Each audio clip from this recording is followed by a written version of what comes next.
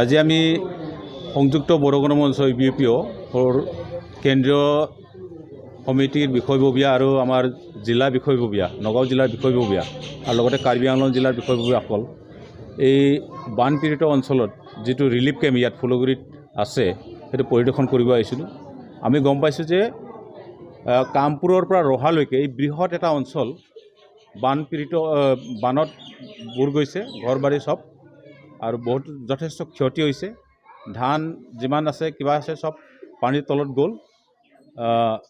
তেওঁলোকে ৰিলিফ কেম্পত আছে। অতিকে কষ্টকে আমি যি পাৰোঁ সংযুক্ত বড়ো গণমঞ্চৰ ফালৰ পৰা ইয়াৰ ৰিলিফ কিছু সামগ্ৰী ইয়াত আমি বিলাব আহিছোঁ। আৰু আমি ইয়াত গম পাইছোঁ যে এই অঞ্চলত যথেষ্ট কষ্টত আছে মানুহকেইটা আৰু চৰকাৰীভাৱে কিছু সাহায্য পালেও ইয়াত স্বাস্থ্য পৰীক্ষাৰ কাৰণে মেডিকেল কেম্প আজিলৈকে ইয়াত মেডিকেলৰ কোনো মানুহ অহা নাই।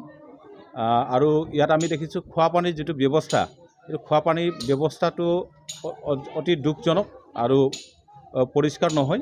আৰু ইয়াৰ যিটো স্বাস্থ্যৰ যিটো সজাগতা হ'ব লাগে ইয়াত মানুহৰ, এইখিনিও অলপ কিবা হৈছে। গতিকে আমি অসম চৰকাৰক আমি এটা অনুৰোধ কৰিছোঁ, আহ্বান জনাইছোঁ যে এইখিনি মানুহক স্বাস্থ্যৰ লগতে খোৱা পানীৰ লগতে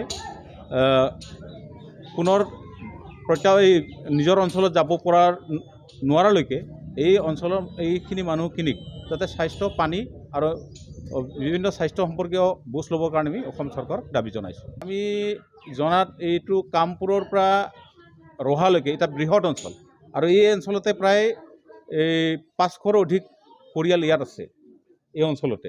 আৰু বাকী অঞ্চলত ক'ত ক'ত ৰিলিফ কেম্প আছে আমি নাজানো, কিন্তু আমি এই ফুলগুৰি অঞ্চলত আজি পাইছোঁ যে প্ৰায় 500টা ফেমিলি এই ইয়াত ৰিলিফ কেম্পত আছে।